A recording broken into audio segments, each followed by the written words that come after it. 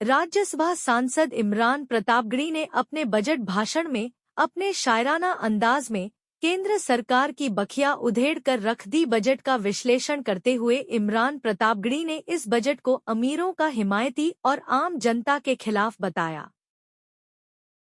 धन्यवाद सभापति महोदय। 83 मिनट 71 बार थपथपाई गई मेज, 14,417 शब्दों का बजट भाषण और उस बजट में अपने लिए राहत तलाशती मिडिल क्लास की हैरत ज़दा आंखें।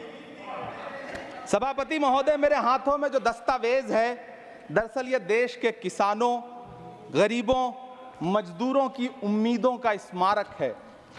ऐसा लग रहा है जैसे वित्त मंत्री महोदया ने बजट नहीं तैयार किया है, बल्कि प्रधानमंत्री जी की मन की बात का संकलन तैयार किया है। टूटा हुआ लश्कर का भरम देख रहे हैं, टूटा हुआ लश्कर का भरम देख रहे हैं और जिल्ले इलाही के करम देख रहे हैं। ताकत का नशा अक्ल पे हावी है तुम्हारी, तुम देख न पाओगे जो हम देख रहे हैं। वित्त मंत्री महोदया ने इस बजट में महंगाई पर सिर्फ 10 शब्द बोला है। जिस देश में टमाटर 100 रुपए किलो बिक रहा हो। सभापति महोदय, मेरा टाइम पॉज करें और बार बार इंटरप्ट करने को या तो मना करें।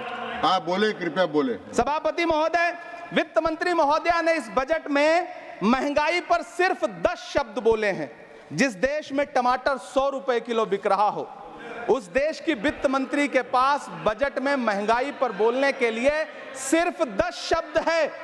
डीजल, पेट्रोल, आटा, चावल, दाल, सब्जी की महंगाई का तो कोई जिक्र ही नहीं। सावन चल रहा है तो प्याज और लहसुन का दाम पूछना तो शायद पाप होगा। मैंने तो यह भी सुना है कि वित्त मंत्री जी जो चीज खुद नहीं खाती हैं, उसके दाम से उनका कोई लेना देना नहीं होता। लेकिन इस बार बजट पेश करने के लिए पार्लियामेंट आने से पहले वित्त मंत्री जी ने दही और चीनी खाई थी।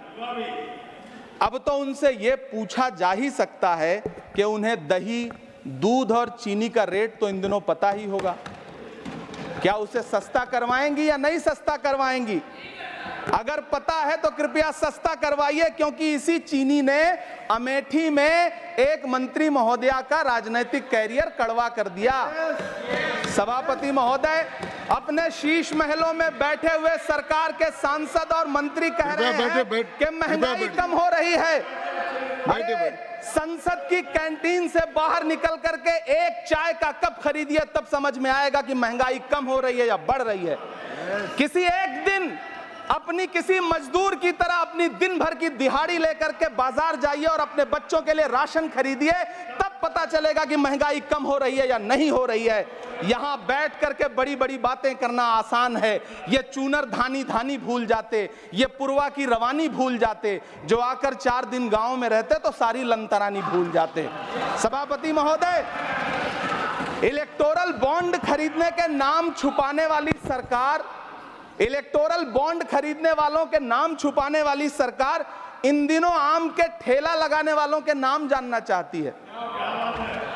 मुझे तो होटलों, ढाबों या आम के ठेलों पर नेम प्लेट लगवाने वालों से पूछना है कि कभी खून की बोतल पर देखा है किसी का नाम लिखा हुआ? मुझे पूछना है कि क्या कोरोना के दौरान अपनी उखड़ती हुई सांसों के लिए ऑक्सीजन तलाशने वाले किसी इंसान ने ऑक्सीजन लाने वाले किसी इंसान से पूछा था कि ऑक्सीजन लाने वाला इंसान हिंदू है?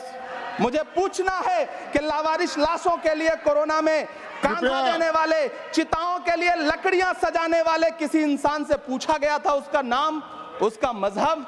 लेकिन इन दिनों पूछा जा रहा है। सभापति महोदय, अफसोस देश के प्रधानमंत्री जी ने कभी न टूटने वाली चुप्पी ओढ़ ली है।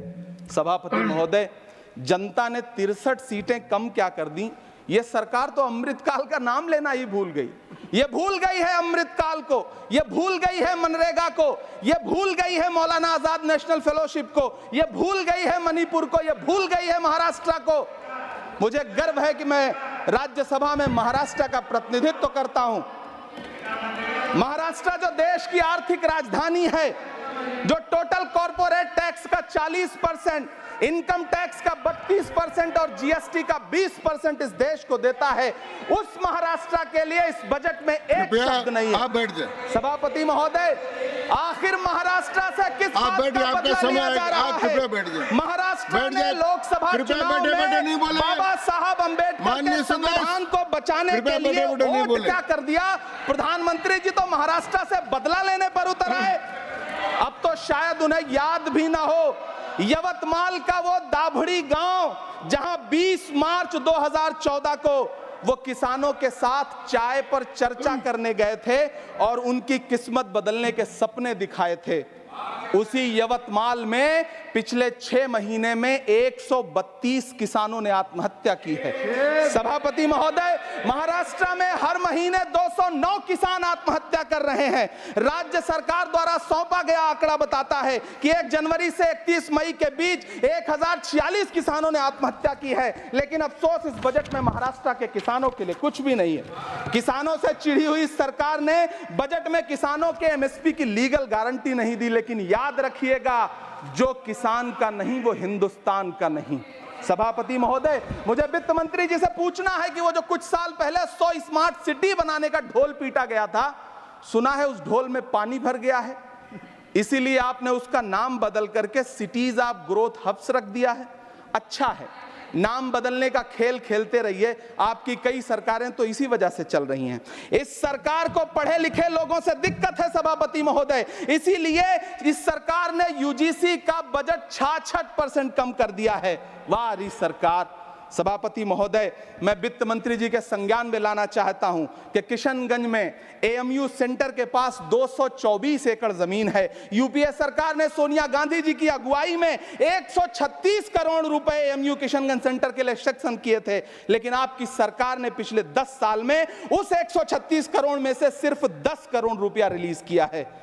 1.5 करोड़ की आबादी वाला सीमांचल बेहतर शिक्षा के लिए उस सेंटर की बाट जोह रहा है। मेरा आपसे सवाल है कि इस सेंटर का बाकी पैसा आप कब रिलीज करेंगे? मुझे उम्मीद है वित्त मंत्री महोदया जवाब जरूर देंगी। सीमांचल उसी बिहार में आता है जिसकी बैसाखी के सहारे आपकी सरकार चल रही है।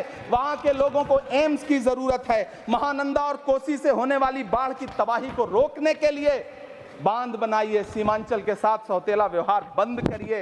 इकोनॉमिक कॉरिडोर बनाने से किसी राज्य का विकास नहीं होगा, विकास होगा स्वास्थ्य और शिक्षा के बुनियादी मुद्दों के लिए बजट देने पर। सभापति महोदय, एक तरफ तो इस बजट में पीएम आवास योजना के तहत 3 करोड़ अतिरिक्त मकान देने की घोषणा है और दूसरी तरफ लखनऊ के अकबर नगर में 1280 वो मकान हैं जिन्हें रिवर फ्रंट बनाने के नाम पे बुलडोजर से जमींदोज कर दिया गया। सभापति महोदय, लोग चीखते रहे, बच्चे बिलखते रहे, वसुधैव कुटुंबकम का नारा लगाने वाली सरकार इंसानों के घरौंदे उजाड़ कर जश्न मना रही है। सभापति महोदय, मेरा बहुत भावुकता के साथ देश के प्रधानमंत्री से सवाल है कि इन उजड़ते हुए मकानों और बेघर होते हुए घरों को देख करके आपको नींद कैसे आती है, आप सो कैसे पाते हैं? मेरा सवाल है इस देश के प्रधानमंत्री से, या तो लोगों के घरौंदे उजाड़ना बंद करिए या फिर करोड़ों मकान बनाने की झूठी घोषणाएं करना बंद करिए। यह बजट झूठ का पुलिंदा है।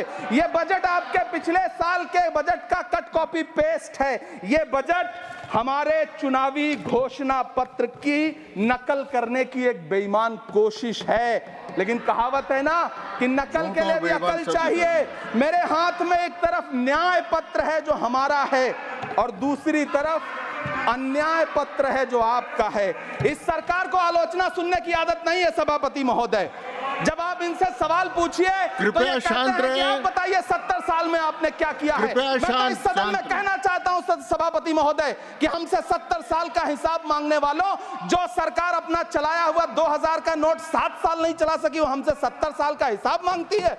सभापति महोदय, मैं अंत में आपसे यह कहना चाहता हूं, यह बजट बैसाखी पर टिकी हुई सरकार का कुर्सी बचाओ बजट है। इस बजट में राज्यों के साथ, किसानों के साथ, नौजवानों के साथ, महिलाओं के साथ, देश के मिडिल क्लास के साथ अन्याय किया गया है और इस अन्याय का खामियाजा आपको महाराष्ट्र, हरियाणा और झारखंड के चुनाव में भुगतना पड़ेगा।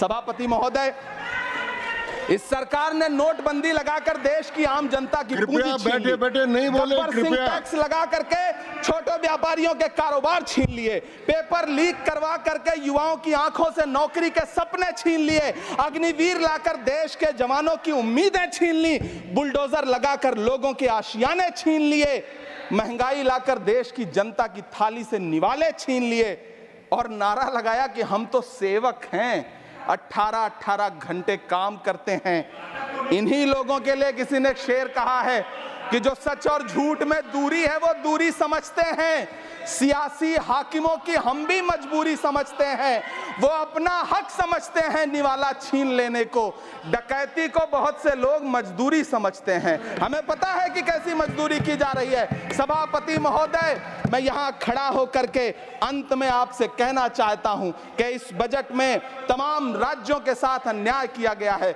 इस बजट में युवाओं के साथ अन्याय किया गया है, महिलाओं के साथ अन्याय किया गया है और खास तौर से महाराष्ट्र के लिए कुछ नहीं रखा गया है। महाराष्ट्र बाढ़ से जूझ रहा है, पानी बरसने से वहां 1500 से ज्यादा लोग मारे गए हैं। उस शहर को, उस राज्य को 4000 करोड़ के पैकेज की जरूरत है ताकि जो फसलें बर्बाद हुई हैं लोगों को राहत दी जा सकी। लेकिन अफसोस इस बजट में महाराष्ट्र के लिए ऐसा कुछ भी नहीं है। मैं आखिर में यह कहना चाहता हूं कि पिछले 7 दिन से इस बजट का बड़ा ढिंढोरा पीटा जा रहा है, इसे महान बताया जा रहा है, लेकिन कौन महान बता रहा है? सत्ता पक्ष के लोग, उन्हें तो बताना ही है। क्योंकि मैं अवध क्षेत्र से आता हूं, प्रतापगढ़ से, नीरज भाई भी अवध और पूर्वांचल से आते हैं। वहां एक कहावत है कि बिटिया की तारीफ किसने की? बिटिया की महतारी ने, यानी कि बेटी की प्रशंसा किसने की? मां ने। तो इस बजट की तारीफ सत्ता पक्ष करे तो करेगा ही, लेकिन विपक्ष के एक भी सांसद से आप पूछिए कि क्या उसके राज्य को कुछ मिला है, तो वो ये कहेगा कि नहीं, कुछ भी नहीं मिला है। बहुत बहुत धन्यवाद सभापति महोदय, मुझे आम बजट पर अपनी राय रखने के लिए। धन्यवाद। श्री अब्दुल बहाव।